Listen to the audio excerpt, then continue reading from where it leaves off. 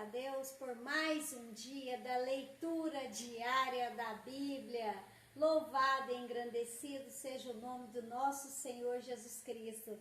Ao Deus Todo-Poderoso, Criador dos céus e da terra, toda honra e toda glória. Amém? Hoje estaremos lendo Atos capítulo 17, vamos lá? Em Tessalônica.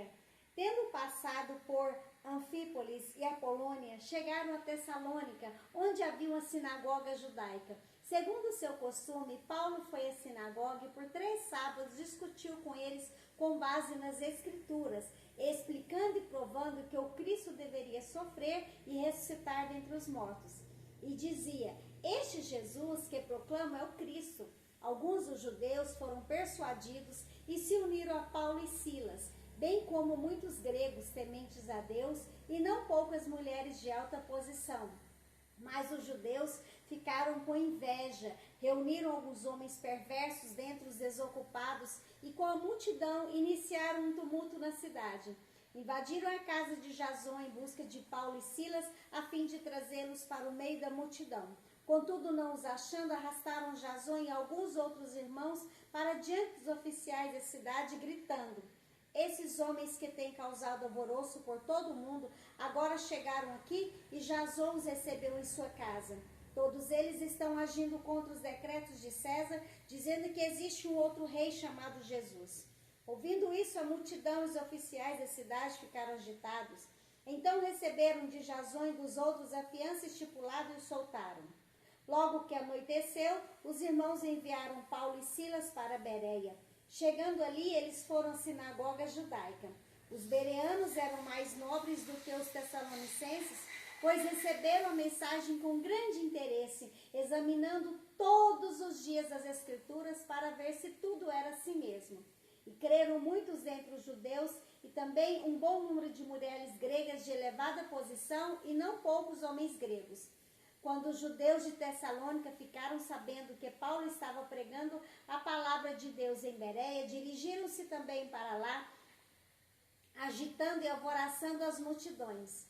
Imediatamente os irmãos enviaram Paulo para o litoral, mas Silas e Timóteo permaneceram em Bereia.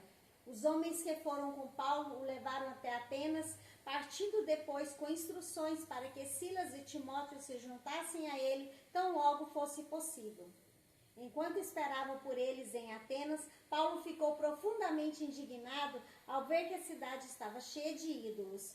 Por isso discutia na sinagoga com judeus e com gregos tementes a Deus, bem como na praça principal, todos os dias com aqueles que por ali se encontravam.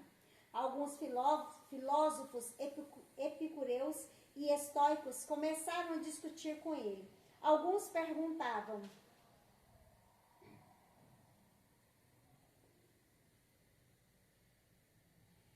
o que está tentando dizer esse tagarela? Outros diziam: parece que ele está anunciando deuses estrangeiros, pois Paulo estava pregando as boas novas a respeito de Jesus e da ressurreição. Então o levaram a uma reunião do Areópago, onde lhe perguntaram: podemos saber que novo ensino é esse que você está anunciando? Você está nos apresentando algumas ideias estranhas e queremos saber o que elas significam.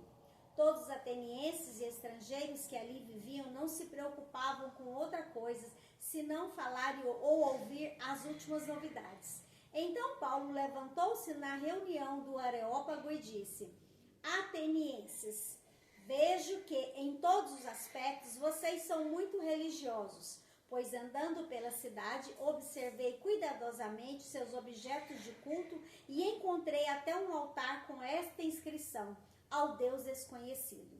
Ora, o que vocês adoram, apesar de não conhecerem, eu lhes anuncio. O Deus que fez o mundo e tudo que nele há é o Senhor dos céus e da terra e não habita em santuários feitos por mãos humanas. Ele não é servido por mãos de homens como se necessitasse de algo, porque ele mesmo dá a vida a todos, o fôlego e as demais coisas. De um só fez ele todos os povos, para que povoassem toda a terra, tendo determinados tempos anteriormente estabelecidos e os lugares exatos em que deveriam habitar. Deus fez isso para que os homens o buscassem e talvez tateando pudesse encontrá-lo, embora não esteja longe de cada um de nós, pois nele vivemos, nos movemos e existimos. Como se disseram alguns dos poetas de vocês, também somos descendência dele. Assim, visto que somos descendência de Deus, não devemos pensar que a divindade é semelhante a uma escultura de ouro, prata ou pedra, feita pela arte e imaginação do homem. No passado, Deus não levou em conta essa ignorância, mas agora ordena que todos em todo lugar se arrependam, pois estabeleceu um dia em que há de julgar o mundo com justiça por meio do homem que designou, e deu provas disso a todos, ressuscitando dentre os mortos.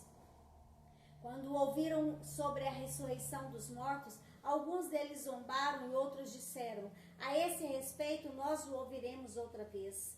Com isso, Paulo retirou-se do meio deles. Alguns homens juntaram-se a ele e creram. Entre eles estava Dionísio, membro do Areópago, e também uma mulher chamada Damaris, e outros com ele.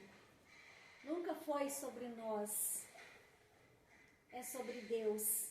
E tudo por meio dele foi feito, e tudo vem dele, e para ele torna. A ele toda honra e toda glória. Que o Senhor nos abençoe dos altos céus. Se for da vontade do Senhor, amanhã estaremos juntos novamente. Um grande beijo no seu coração.